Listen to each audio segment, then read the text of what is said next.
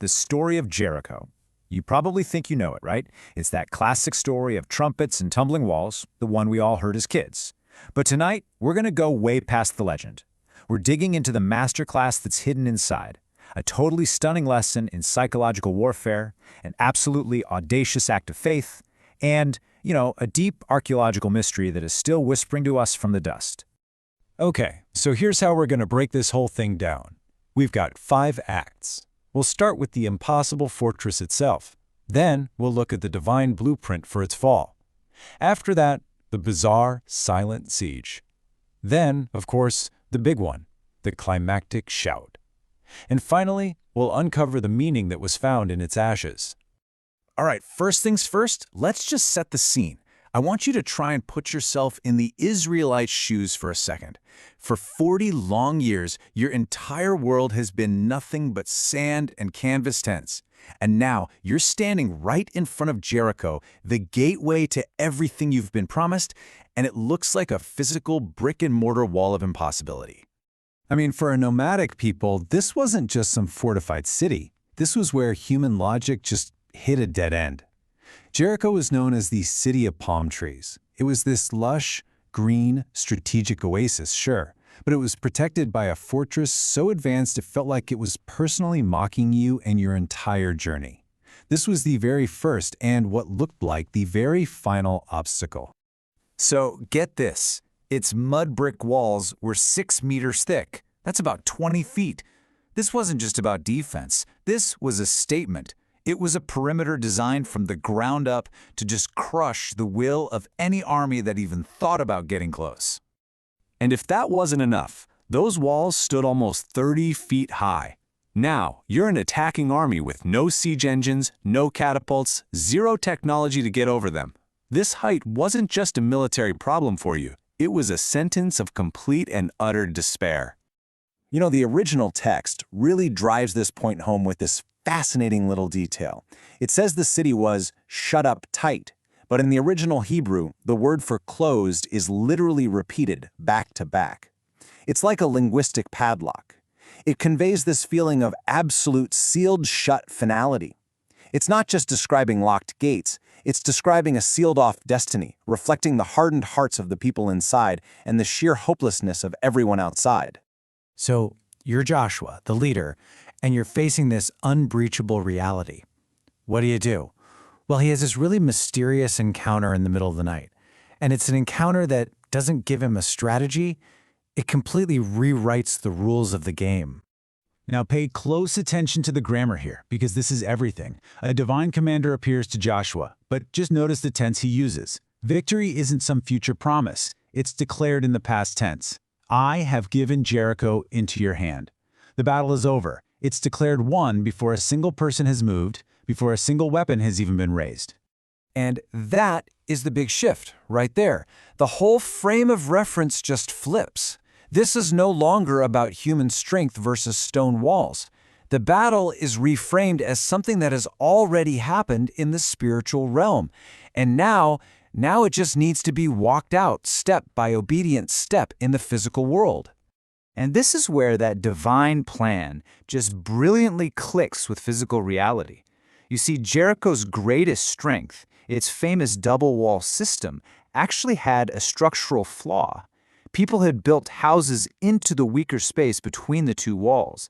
And it's exactly in this vulnerability that the spy, Rahab, lived, a literal physical crack in the armor that would become a doorway for deliverance.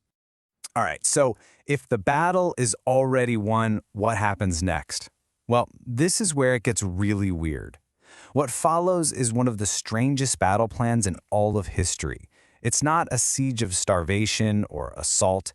It's a siege of absolute unnerving silence. For 6 days straight, the routine was exactly the same, and it was completely bizarre.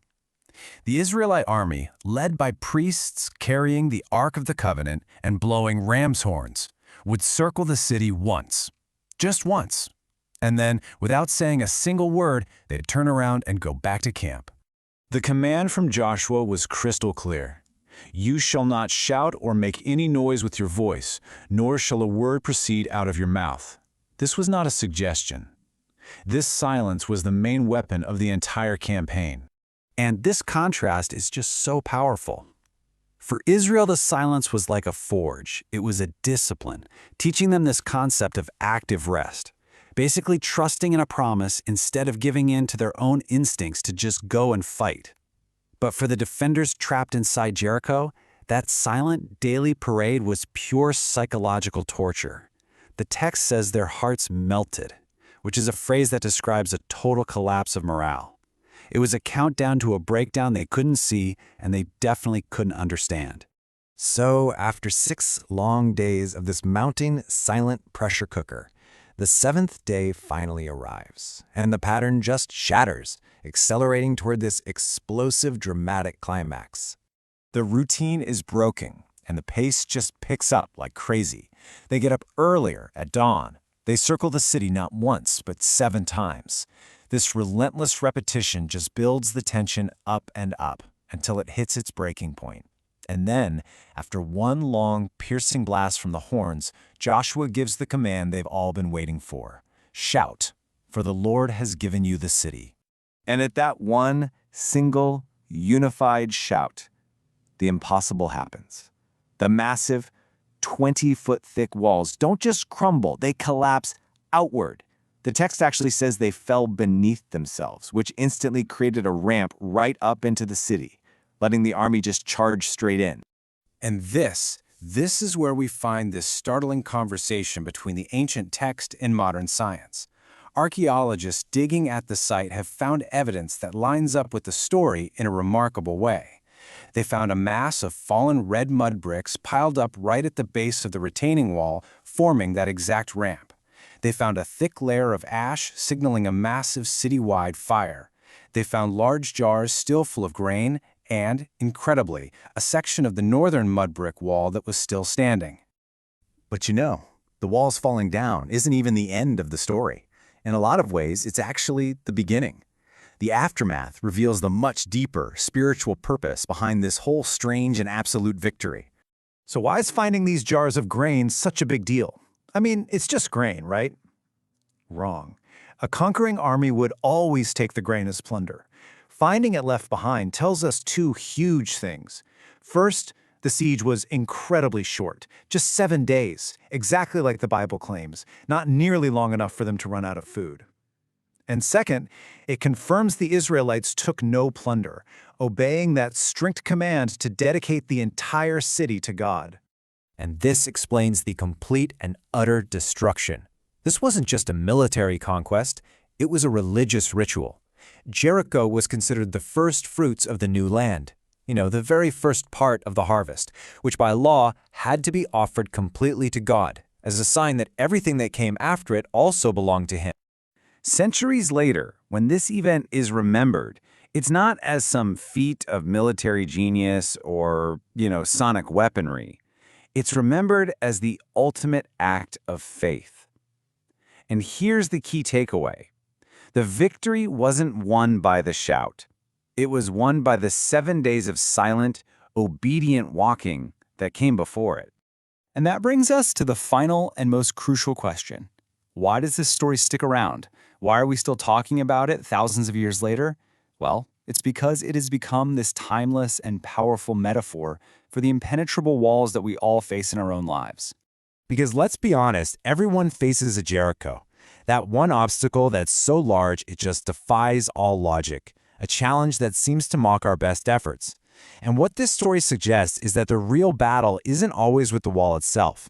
The true test is our willingness to follow a path that makes no sense, to stay silent when every fiber of our being wants to scream, and to trust that a breakthrough is being prepared for us, not by our own strength, but in our quiet obedience.